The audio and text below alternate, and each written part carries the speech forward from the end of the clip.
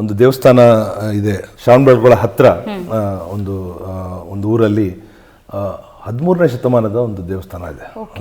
ಅದು 13ನೇ 14ನೇ ಶತಮಾನ ಇರ್ಬೋದು. ಅದು ವಿಜಯನಗರ ಎಂಪೈರಲ್ಲಿ ಕಟ್ಟಿದ್ದು ಅಂತ ಹೇಳ್ಬಿಟ್ಟು. ಅದು ಅಗಾಲಯ ಅಂತ, ಅಗಾಲಯ ಗ್ರಾಮದಲ್ಲಿ ರಾಜೇಗೌಡರು ಅಂತ ಅವರು ಮೇಷ್ಟ್ರು ಇದ್ರು ಅಲ್ಲಿ. ಅವರು ಬಂದು ನನಗೆ ಬಂದು ಭೇಟಿಯಾದರು 4-5 ಸುಮಾರು ಗ್ರಾಮಸ್ಥರ ಜೊತೆಗೆ.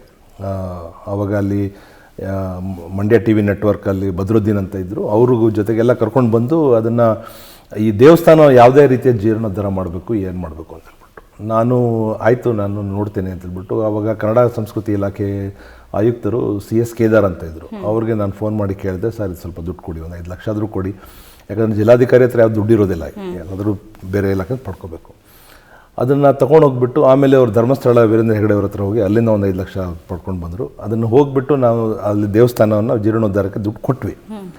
ಅವರು ಅದನ್ನೆಲ್ಲ ವ್ಯವಸ್ಥೆ ಮಾಡಿ ಒಂದು 3 ತಿಂಗಳಾದಮೇಲೆ ಪುನಃ ನನ್ನ ಹತ್ರ ಬಂದು ಸರ್ ನಾವೀಗ ಕೆಲಸ ಆರಂಭ ಮಾಡೋಕ್ಕೆ ರೆಡಿ ಇದ್ದೀವಿ, ಈಗ ಶಂಕುಸ್ಥಾಪನೆ ಮಾಡಬೇಕು, ಆ ಕೆಲಸದ ಶಂಕುಸ್ಥಾಪನೆ, ದೇವಸ್ಥಾನ ಆಲ್ರೆಡಿ ಇದೆ, ರಿಪೇರ್ ವರ್ಕಿನ ಒಂದು ಮೊದಲನೇ ಕಲ್ಲಿಡಬೇಕು, ಅದು ನಿಮ್ಮ ಕೈಲಿ ಇಡಿಸ್ಬೇಕು ಅಂತ ಹೇಳ್ಬಿಟ್ಟು ನಾನು ಆ ದೇವಸ್ಥಾನದ ರಿಪೇರ್ ವರ್ಕಿನ ಮೊದಲನೇ ಕಲ್ಲು ನಾನು ತೊಗೊಂಡೋಗ್ಬಿಟ್ಟು ಇಟ್ಟಿದ್ದೆ. ಸೊ ಇದು ನಮ್ಮ this is a very emotional moment.